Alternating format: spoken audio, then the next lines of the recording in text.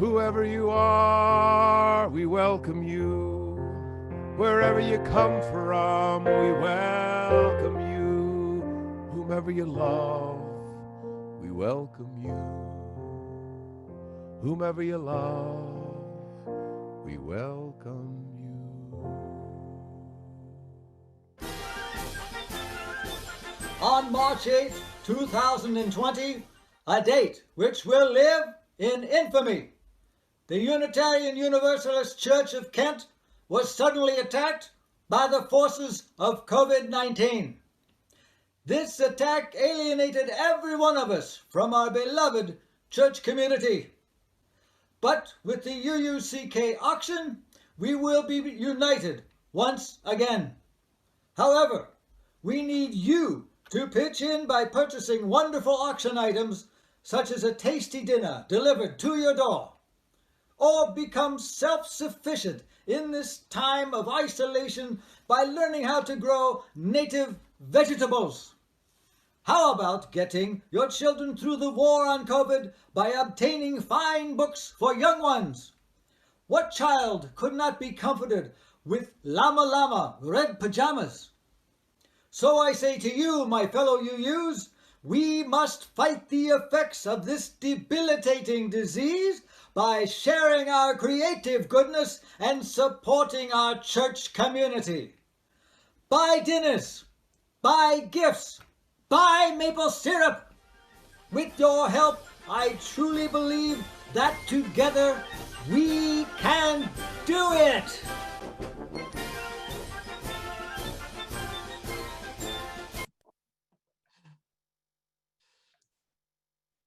Yes, together we can do it. Good morning. Welcome to the Unitarian Universalist Church of Kent. I'm the Reverend Stephen Protzman, your minister. Thank you for joining us this morning as we gather virtually once again, a spiritual community working to be diverse and inclusive as we inspire love, work for justice, and grow together in community. Whoever you are, wherever you are this morning, welcome. May our time together be filled with joy, with belonging, with hope, and with the promise of who we can be together. And once again, I bid you welcome this morning.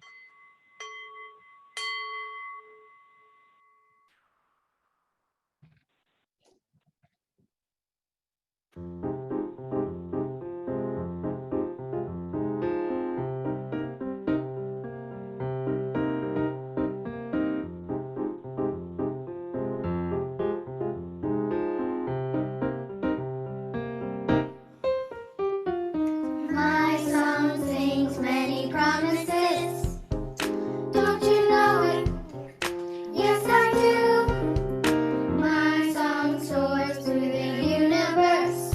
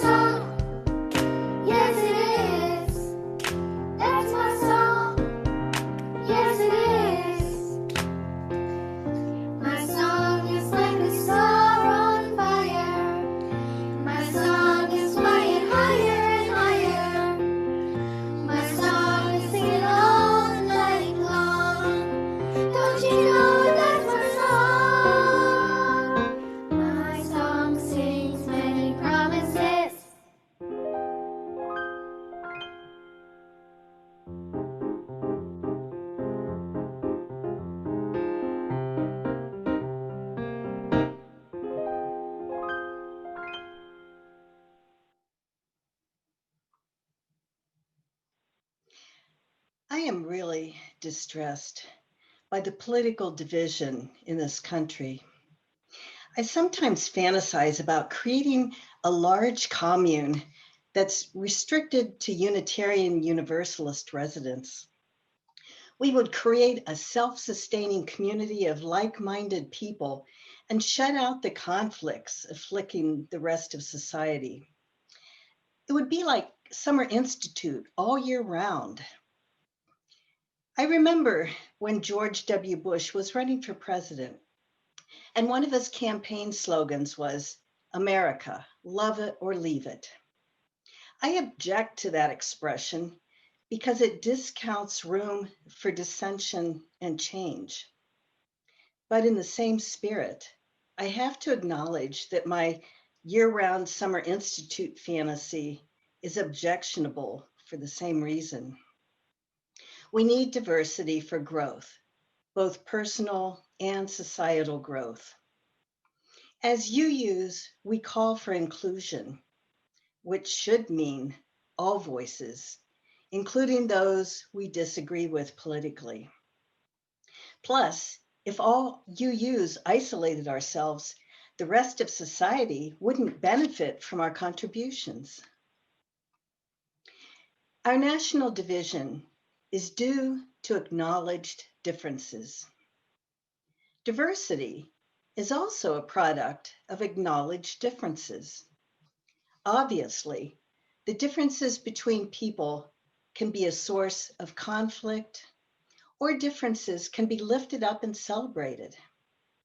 In simple terms, our challenge in America is to chart a course that promotes our differences as means to unite rather than divide. In this endeavor, let us look to our faith, Unitarian Universalism, for guidance. Come, let us worship together. We join Unitarian Universalists across the country in lighting a chalice, a sign of life's beauty and wonder, a symbol of peace and hope, an invitation to continue our ongoing search for the light of truth within us and among us, and a reminder that we are all interconnected in the great web of existence, of which we are each a beloved part. As I light our shared chalice, I invite you to light your home chalice. Would you join me now in the words of our covenant?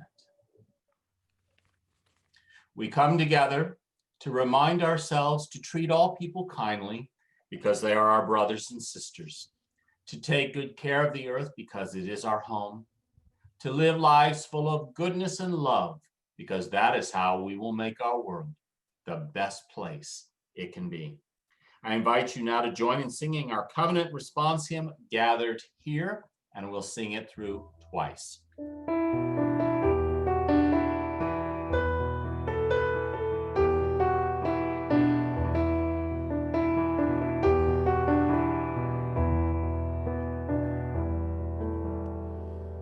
Gathered here in the mystery of the hour, gathered here in one strong body, gathered here in the struggle and the power, Spirit, draw near. Gathered here in the mystery of the hour, gathered here in one strong body, gathered here in the struggle and the power, Spirit, draw near. Spirit, draw near.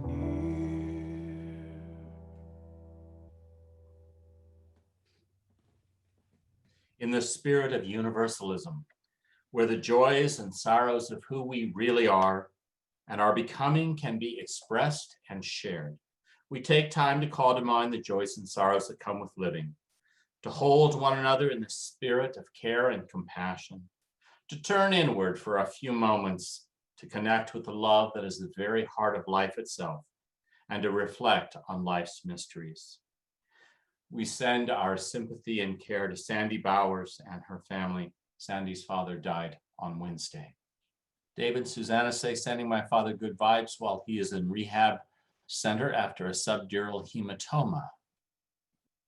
Pete shares a good friend, MJ, passed in his sleep several days ago, concerned for his family and friends who are also like family.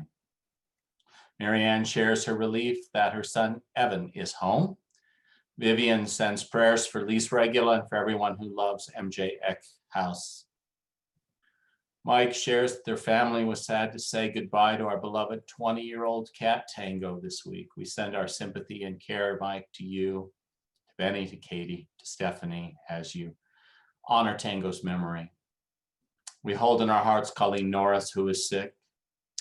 And the Rome family shares the joy that their cousin is out of the hospital in rehab after 3 weeks in the hospital following cardiomyopathy and diabetic ketosis diagnosis. We send our wishes for healing to your cousin. I invite us now to take a few moments of silence so that we can hold those we've named in our hearts and minds and prayers this morning, and so we can honor our connections with each other and with the spirit of life itself. I invite us now into the spirit of prayer and reflection. Spirit that is life and love, God of our hearts and individual understanding, you in which we share and find strength and common purpose. We turn our minds and hearts toward one another as we hold in this circle of care and concern all who need our love and support.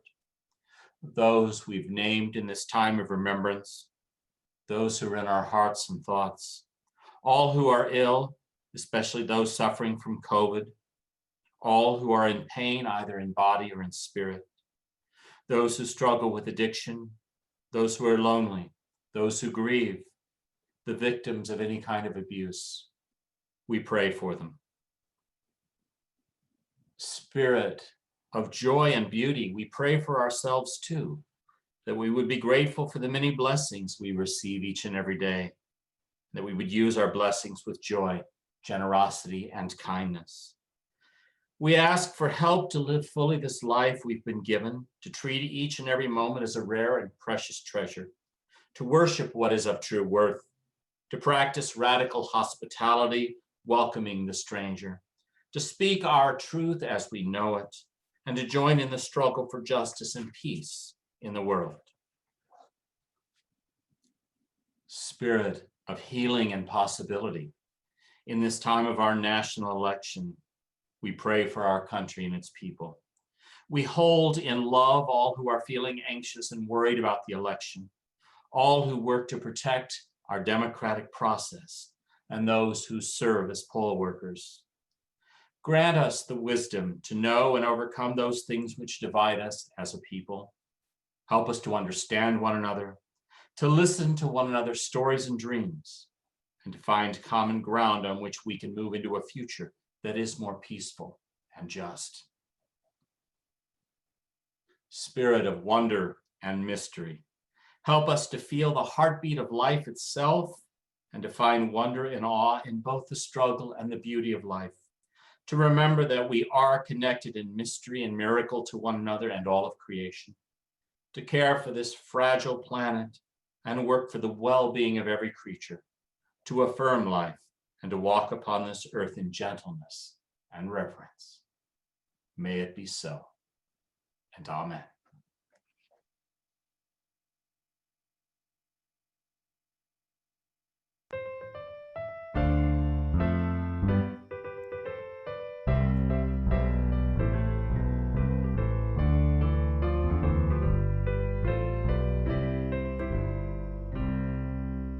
A roof and a floor and a lot of walls and doors make a building. A bank and a school and a lot of other buildings make a town. A river and a road and a lot of little towns make a county. A capital in industry and lots of other counties make a state. But what makes it grand, what makes it great, is when we help each other keep calm and cooperate, shoulder to shoulder, sisters and brothers, build each other, building community, then the state of our union won't be a state of confusion, but a friendly communion, a place where you and me can live in harmony like a happy family.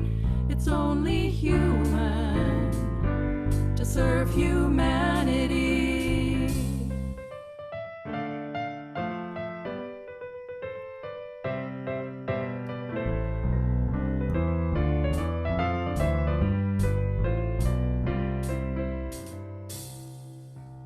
I respect, you respect me, we respect each other.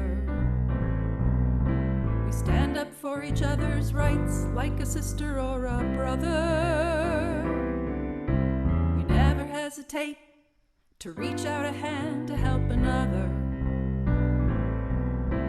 We build up each other instead of tearing down, down, down. Then we won't just be a bunch of buildings. We won't just be a bunch of towns. We won't just be a bunch of states. We'll be something much more great. And the state of our union won't be a state of confusion, but a friendly communion, a place where you and me can live in harmony like a happy family. You know it's only human to serve humanity. From the state of Maine to the Golden Gate, from the Carolinas to the Bering Strait, and from Hawaii to the Buckeye State, a friendly communion. We need to learn to cooperate. Let's start today, 'cause it's never too early Or late. then love and harmony will be the state of our union. Then love and harmony will be the state of our union.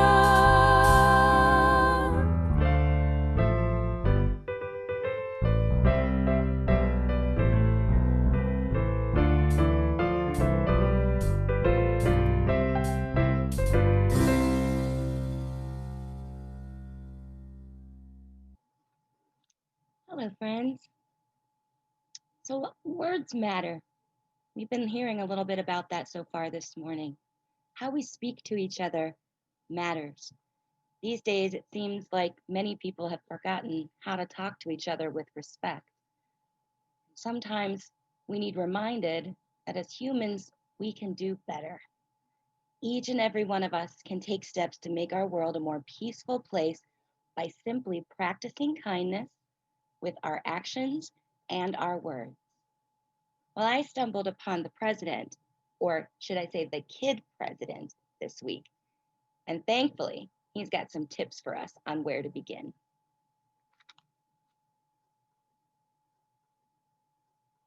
"20 things we should say more often." Number 20, thank you. And not just on Thanksgiving, every day. Number 19, excuse me. Number 18, here's a surprise corn dog that I bought you because you're my friend. There'll be more corn dogs, the more happy people. This is a good idea. Corn dog for you, corn dog for you, corn dog for you. Number 17, I'm sorry. Number 16, I forgive you. Number 15, you can do it! But don't say it if it's something you can't do. Number 14, another thing that we should say more often, I have barbecue sauce in my shirt too. Before you say something about the barbecue sauce on somebody else's shirt, take a look at the barbecue sauce on your own shirt. Number 13, please. Number 12, everything is going to be okay.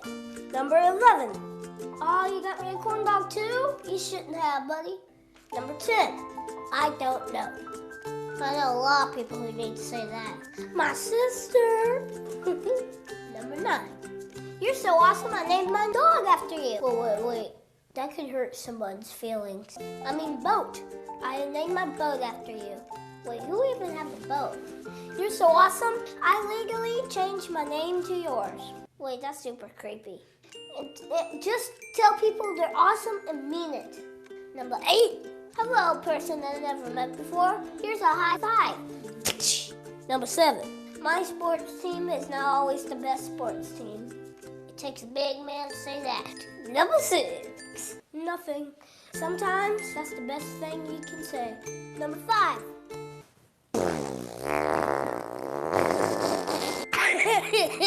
Doesn't mean anything, but it's just really funny. Number 4, I disagree with you, but I still like you as a person who is a human being, and I'll treat you like that. Because if I didn't, it would make everything bad, and that's what lots of people do, and it's lame. Whew, I need a water break, y'all. It's okay to disagree, but it's not okay to be mean. Number 3, sometimes you just gotta scream. Number 2, life is tough, but so are you. Sometimes we all need to be reminded to keep going. Number 1, something nice, anything. If you can't think of anything nice to say, you're not thinking hard enough. So what about you? What do you think people should say more often? Leave a comment below and let's hear it. Oh, and I got a bonus one for you. Something that we should say more often? Let's dance.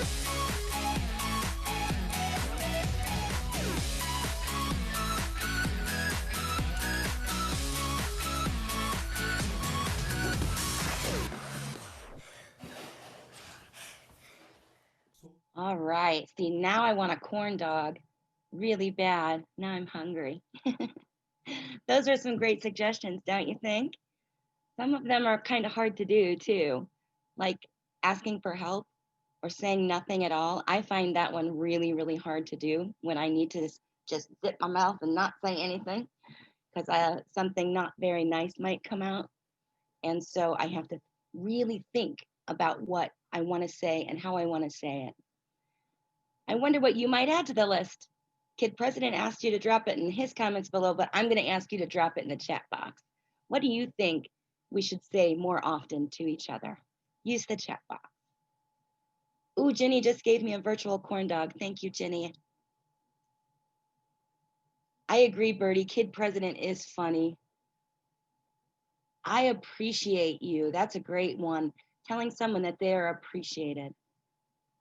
Asking for a hug. Saying I love you. Yes, Raylan. I'm glad to see you. That's a good one. These are all good ones. Iona also agrees that I love you should be said more often. Bertie thinks that people should say nice things. David and Susanna say, remind people to wear their mask in a kind way. Katie says, sorry, I'm still learning. Wow. I've got your back, says Sandy Eaglin. Doesn't it feel good when someone has your back? I've been thinking of you. How can I help? I can listen to you. You are beautiful. What wonderful things to say to people. Benny says, play piano. Sandy says, you bring so much joy into my life. Kara says, I disagree, but I think you are a good person. The Craver Deans say, have a great day. Packer Mans say, don't worry. Dina says, you belong. Oh, doesn't that feel good when you know that you belong and someone tells you that you belong? We all want to feel like we belong. The Sussman family says, I made a mistake and I am sorry. Absolutely. What wonderful suggestions. You mean so much to me. I think what we're getting at here is that people need to hear these positive messages. We think them a lot of the time, but they don't always come out of our mouths, even when we want to say them. Asking someone how they're doing, telling someone that you see them, I see you, so that they can feel seen.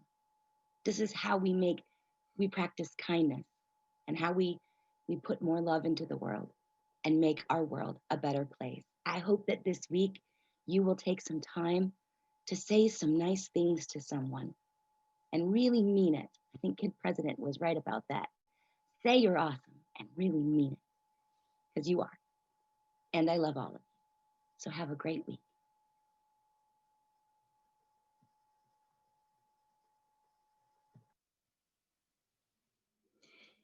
In his preface to the first edition of Leaves of Grass in 1855, Walt Whitman claimed of the United States, "Their presidents shall not be their common referee so much as their poets shall," echoing Percy Bysshe Shelley's famous dictum in 1840's Defense of Poetry, quote, "Poets are the unacknowledged legislators of the world."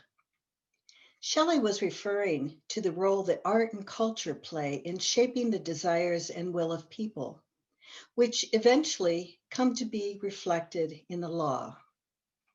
But Whitman went even further in his preface. The United States themselves are essentially the greatest poem. Whitman's claim stemmed from a belief that both poetry and democracy derive their power from their ability to create a unified whole out of disparate parts, a notion that is especially relevant at a time when America feels bitterly divided. Notably, Whitman's grammar, as in "the United States are," signals his understanding of the country as a plural noun, not one uniform body, but a union of disparate parts. Whitman thus celebrates in his work the many kinds of individuals that make up a society, as well as the tensions that bring individuals together in a variegated community. In his poem, "I Sing of America," he writes, "I hear America singing, the varied carols I hear, those of mechanics, each one singing his, as it should be, blithe and strong. The carpenter singing his, as he measures his plank or beam. The mason singing his, as he makes ready for work or leaves off work. The boatman singing what belongs to him in his boat. The deckhand singing on the steamboat deck. The delicious singing of the mother, or of the young wife at work, or of the girl sewing and washing, each singing what belongs to him or her and none else." Whitman is perhaps America's first democratic poet. His overarching themes, the individual, the nation, the body, the soul, and everyday life and work, mirror the primary values of America's founding. As Whitman asserts later in the preface to Leaves of Grass, "The genius of the United States is not best in its executives or legislatures, nor in its ambassadors or authors or colleges or parlors, or even in its newspapers or inventors, but always most in the common people." In her work on beauty and being just, the Harvard professor of aesthetics, Elaine Scarry, describes the importance of multiple viewpoints, arguments, and counter-arguments to political assembly, wondering, how will one hear the nuances of even this debate unless one also makes oneself available to the songs of birds or poets? The basis of poetry is precisely those connections forged between different elements, different voices, and different perspectives. In envisioning the United States as the greatest poem, Whitman links the essence of poetry, which is unity within diversity, to the essence of democracy. The second reading is a poem titled "A Great Need" by Hafiz. Out of a great need, we are all holding hands and climbing. Not loving is a letting go. Listen, the terrain around here is far too dangerous for that. I still have an Iowa phone number, and the phone has been ringing a lot lately, reminding me to vote, asking me to support candidates, and the pollsters asking me who I plan to vote for. During the last call from a pollster, I got a little impatient, and so when asked about my choice for president, I replied that I was planning to write in Mickey Mouse. Now, come on, he's not a bad choice. His friends are diverse: dogs, ducks, cats. He believes in social justice and where everything is fair and you are taught never to hurt anyone's feelings, and all problems are resolved in 20 minutes. I've already voted, and no, I didn't write in Mickey Mouse, as tempting as it was. If I got you to laugh a little, good. This is a very tense time, and I'll be honest with you. Behind my humor are feelings I'm experiencing that many of you may share: anxiety, worry, fear, and not just over the election results and the potential for chaos or a stolen election that the media are hyping. There's the reality of the pandemic with its loss of over 220,000 lives in this country alone, and the losses each of us have suffered in our lives. Our nation continues to struggle with its sin of systemic racism and the injustice, cruelty, and death people of color face every day. Millions of people lack the health care, living wage jobs, and quality education they need. There's the destruction of our planet because of global warming. Stop. I want you to pay attention to what's happening in your body right now. Are you feeling tension or anxiety or fear? These are perfectly normal reactions to all the stuff I've just named. Let's take a minute to just breathe together and ground ourselves in the love that is present within us and around us.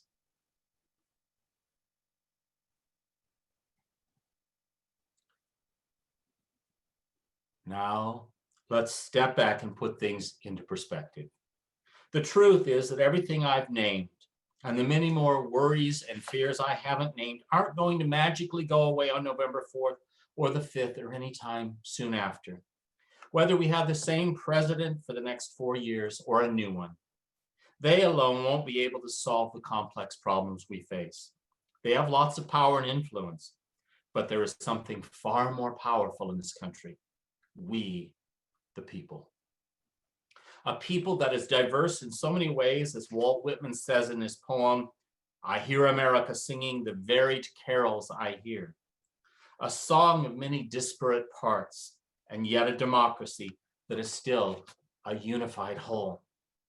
Whitman called America the greatest poem, referring to our country as a plural noun, a union where the fate of one is tied to the fate of all. Our nation seems to have forgotten this fundamental truth, and I am so tired of all the us versus them, Democrat versus Republican, left versus right, progressive versus conservative. These are fake fights that distract us from the real issues, and the divisiveness is destroying our country. It is time for us to find common ground, to remember that, as one of our Unitarian ancestors so wisely said, we need not think alike or believe alike to love alike. It is past time to wake up, to admit that we are in this together and that we need one another. The Sufi poet Hafiz says, "Out of a great need we are all holding hands and climbing. Not loving is a letting go. Listen, the terrain around here is far too dangerous for that." The terrain is far too dangerous. So much is at stake. The natural responses to all the problems and challenges we face as a people are anger, despair, and tribalism. But our most noble selves call us to respond with compassion, with hope, with love. Such a response means that we must participate in shaping the destiny of our nation. And that means we take our Unitarian Universalist principles and values with us into the voting booth. My colleague Scott Alexander says, as an American citizen, you should vote your mind and heart and conscience in ways that defend, affirm, honor, reflect, and promote the humanity-affirming principles of our faith, always keeping in mind the justice-seeking, compassionate history of our free faith, he says, you should vote for those candidates and parties which you believe will work for a better, more humane and just society for all. Our laws forbid me from endorsing a political candidate or party, but as a religious leader in these times, I have a responsibility to take a stand on ethical and moral issues in this pulpit and in public life. Separation of church and state does not mean that religion has no place in the public square, quite the opposite. We have a duty to help create a country and a world that aligns with our Unitarian Universalist values, which I believe are universal human values because they promote justice, peace, equality, and freedom. These values are found across time and cultures in all the world's great religions and philosophical traditions. These values are expressed in our UU7 principles, which teach us how to live with compassion and love, beginning with the inherent worth and dignity of every person and expanding to include the entire interconnected web of all of existence. Our fifth principle, which affirms use of the democratic process in our congregations and in society at large, teaches us that every person's voice matters and needs to be heard in decisions that affect our shared life.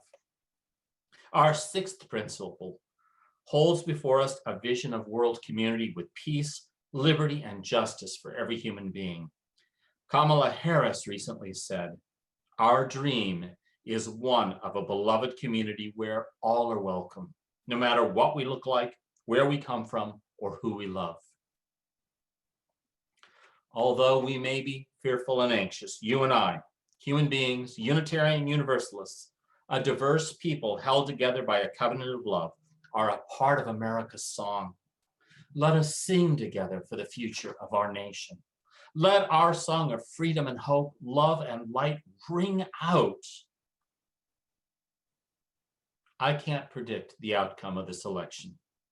What I can tell you is that no matter the outcome, we have each other in this community of memory journeying together in hope.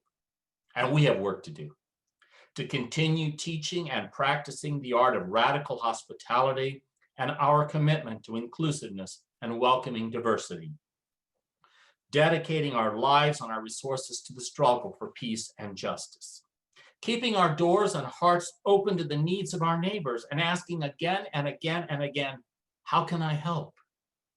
Living our covenant to dwell together in right relationship and practice kindness, to be a beacon of democracy, of hope, of love, of possibility for Kent and beyond. As Election Day approaches, may these words of Forest Church be true. Soon we shall measure ourselves again. If we rise to the occasion, whatever it brings, November will mark not the end of this election, it will mark its beginning.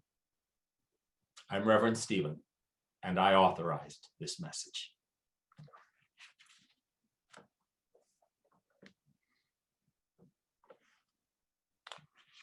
And our hymnal, number 402, says, "From you I receive, to you I give. Together we share, and from this we live."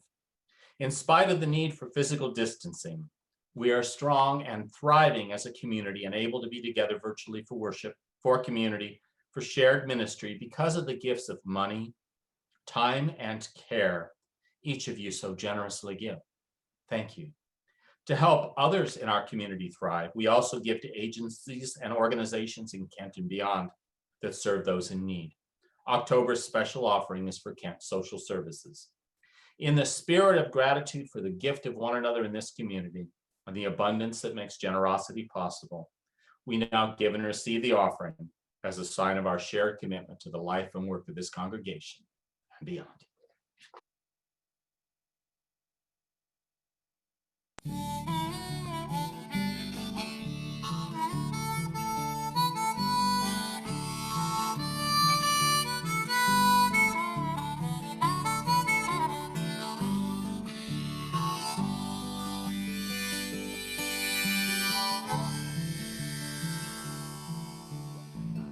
my America, I see a nation living together under equal skies. Father and mother, sister and brother, we are the apple of freedom's eye. In my America, in my America, in my America, I see a rainbow, every living color of a living tribe. From coast to coast, from the mountain to the river, we are many colors and we're ready to fly. In my America, in my America, in my America, I see a garden growing with the wonder of 1,000 years. Maybe when the flowers in the garden are ready, they'll rise to the beauty and they'll bring no fear. In my America, in my America, my country, how blessed I'm to know you. I'm wondering how best I can show you. How shall I be true to this vision which calls me to honor my nation?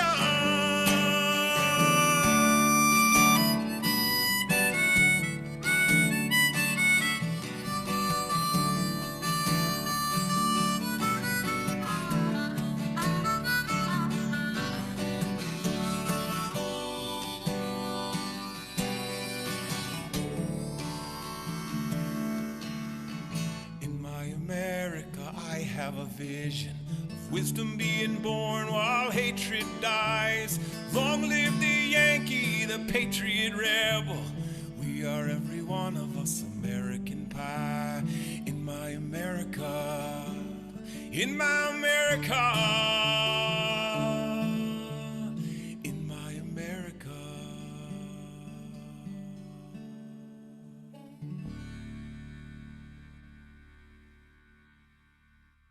Now it is time to bring our worship to an end and to continue the work we are called to do together. Would you join me in the words for extinguishing the chalice? We extinguish this flame, but not the light of truth, the warmth of community, or the fire of commitment. May we carry these in our hearts and minds until we are together again. These are the words of Charlie Chaplin. You, the people, have the power to create happiness. You, the people, have the power to make this life free and beautiful, to make this life a wonderful adventure. Then, in the name of democracy, let us use that power. Let us all unite. Let us work for a new world, a decent world that will give people a chance to work, that will give youth a future and old age a security. Let us work to free the world, to do away with greed, with hate and intolerance. In the name of democracy, let us all unite. And now, renewed in strength for the work ahead of us as a community of love and hope, and knowing that together we can create a more just and beautiful world, let us go forth in joy and hope to continue inspiring love, seeking justice, and growing together in community. May it be so. Blessed be, and amen.